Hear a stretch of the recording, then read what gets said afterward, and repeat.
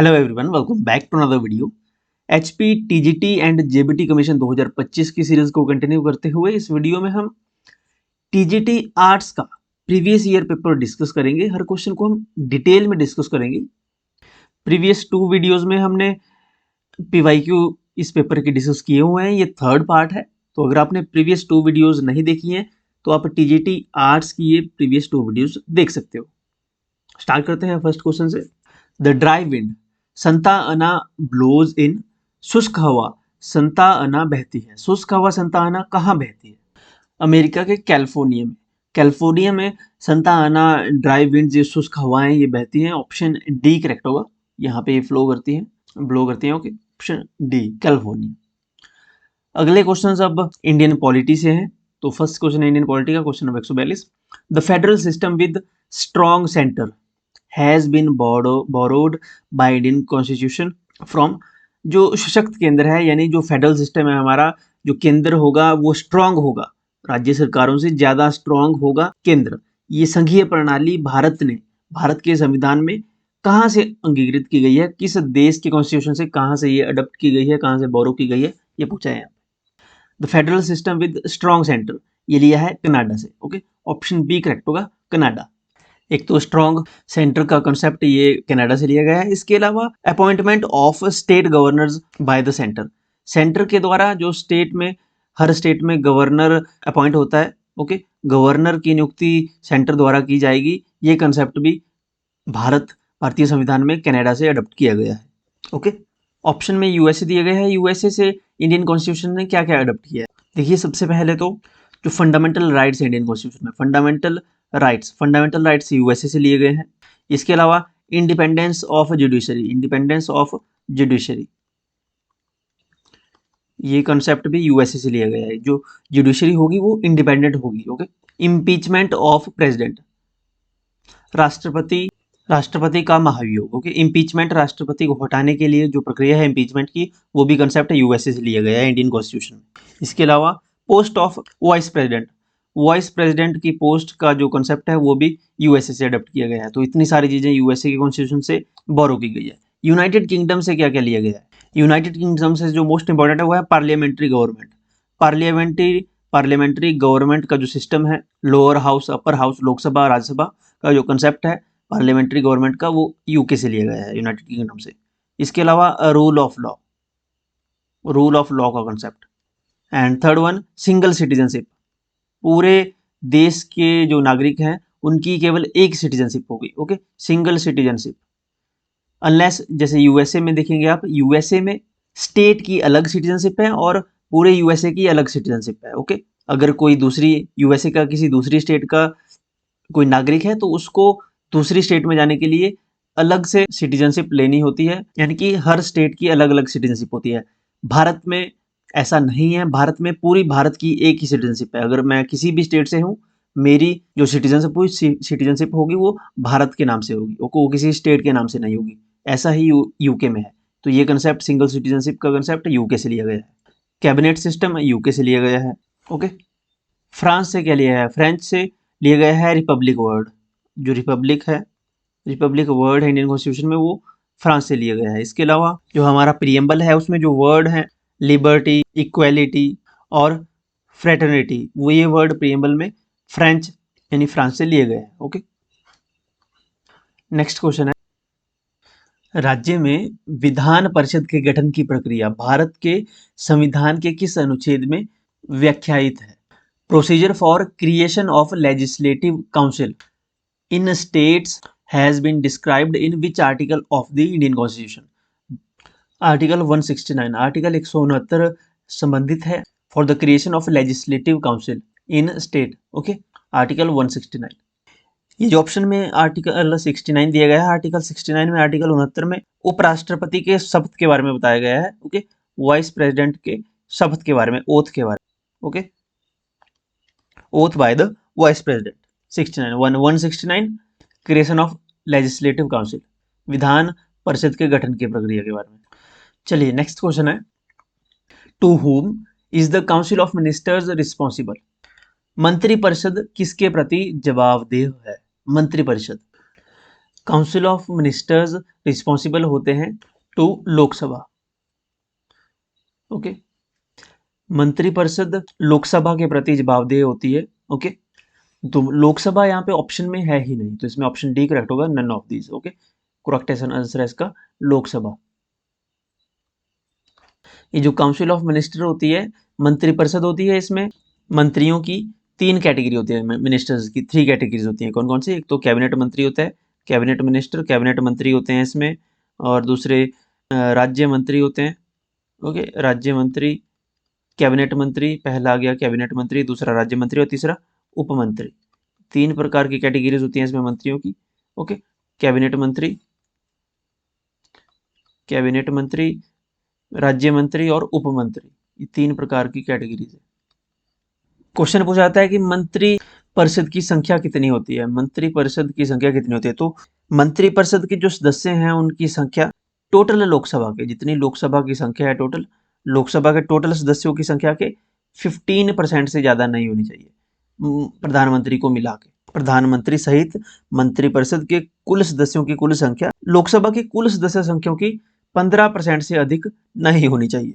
ये कब हुआ था संशोधन? ये 91st कॉन्स्टिट्यूशनल अमेंडमेंट एक्ट 2003 कानून संविधान संशोधन 2003 में ये कहा गया है कि जो मंत्रिपरिषद है उसकी संख्या, उसमें सदस्यों की संख्या टोटल लोकसभा सदस्यों के संख्या के 15% से अधिक नहीं होनी चाहिए। मोस्ट इंपॉर्टेंट पॉइंट है ये।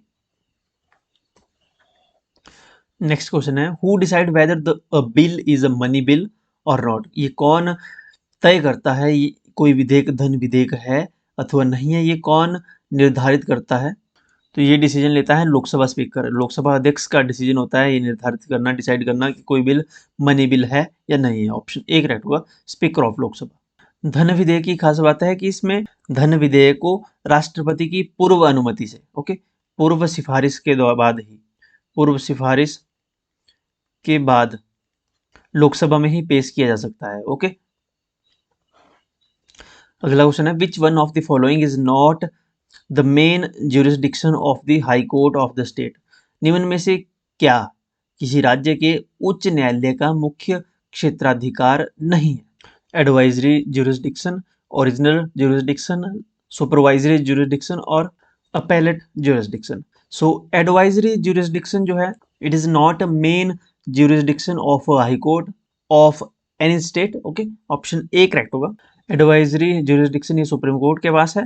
एडवाइजरी ज्यूरिसडिक्शन के तहत आर्टिकल 143 जिसमें कहा गया है कि power of president to consult supreme court, यानी सुप्रीम कोर्ट, सर्वोच्च न्यायालय राष्ट्रपति को सलाह देने के लिए स्वतंत्र है। ओके, लेकिन वो राय राष्ट्रपति के लिए बाध्यकारी नहीं होगी। ओके, आर्टिकल 143 के तहत राष्ट्रपति उच्चतम न्यायालय से परामर्श ले सकता है, सलाह ले सकता है। ओके, नेक्स्ट क्वेश्चन है, भारतीय संविधान के किस अनुच्छेद के अंतर्गत पंचायतों को संवैधानिक दर्जा दिया गया है? The constitutional status has been given to panchayats under which article of the Indian Constitution? Article 243 243, article 243 is related to Panchayati Raj, पंचायतों से संबंधित है 243। आर्टिकल 243 के तहत ही पंचायतों को संवैधानिक दर्जा दिया गया, कॉन्स्टिट्यूशनल स्टेटस दिया गया। आर्टिकल 243 ए में, या क हिंदी में क बोल लीजिए, इसमें ग्राम सभा की बात की गई है। ओके, ग्राम सभा। आर्टिकल 243 में डेफिनेशन है, यानी परिभाषा है इसकी पंचायत की। आर्टिकल 343, आर्टिकल 343 से संबंधित है राजभाषा से, राजभाषा यानी कि ऑफिशियल लैंग्वेज ऑफ इंडिया। तो राजभाषा क्या है भारत की? राजभाषा हिंदी है, ऑफिशियल लैंग्वेज हिंदी। आर्टिकल 343 में कहा गया है official language of the union, और इसकी लिपि कौन सी है? लिपि है देवनागरी, ये भी कॉन्स्टिट्यूशन में कहा गया है। नेक्स्ट क्वेश्चन है, राजकोषीय उत्तरदायित्व तथा बजट प्रबंधन अधिनियम भारत में पारित किया गया था किस वर्ष? Physical responsibility and budget management act was enacted in India in the year. तो वर्ष 2003 में बजट प्रबंधन अधिनियम भारत में पारित किया गया था, बजट मैनेजमेंट एक्ट 2003। 2003 में ये एक्ट पास हुआ था, इसी शॉर्टकट में बोलते हैं FRBM एक्ट, यानी physical responsibility and budget management act 2003।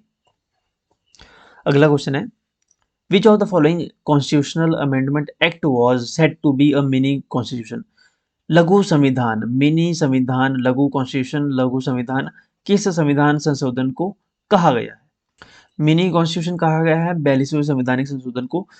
42nd constitutional amendment act 1976 में ये संवैधानिक संशोधन हुआ था, 42वां संवैधानिक संशोधन। इसमें बहुत सारे संशोधन हुए थे जिस कारण इसका नाम मिनी कॉन्स्टिट्यूशन रखा गया है, मिनी कॉन्स्टिट्यूशन के नाम से इसे जाना जाता है। 1976 में ये संशोधन हुआ था, 42वां संवैधानिक संशोधन। अब 42वें संवैधानिक संशोधन में क्या क्या चेंजेस आए थे हमारे संविधान में?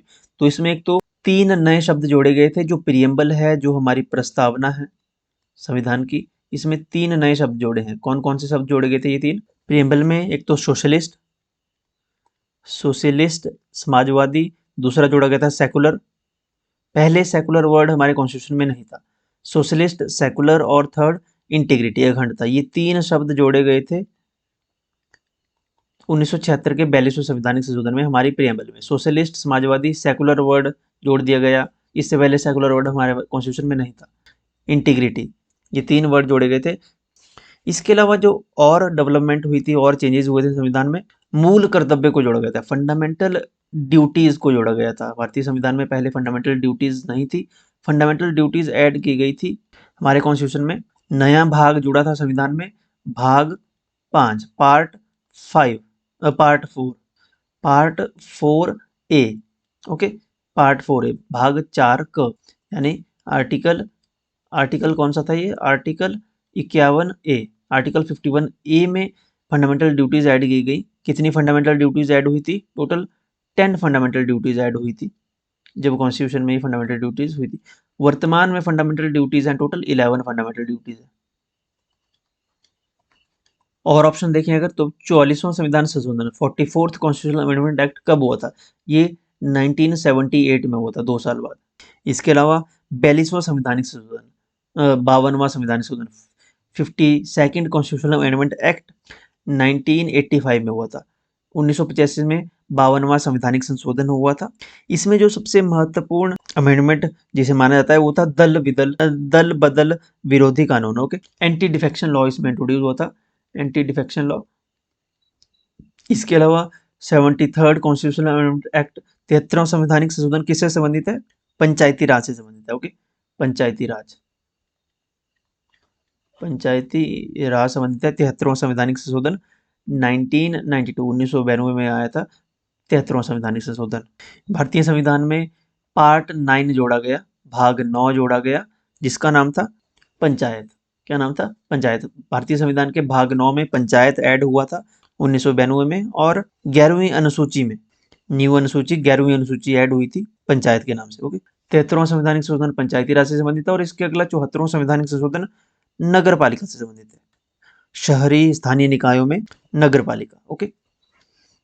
अगला क्वेश्चन है, English is the official language of which one of the following Indian states?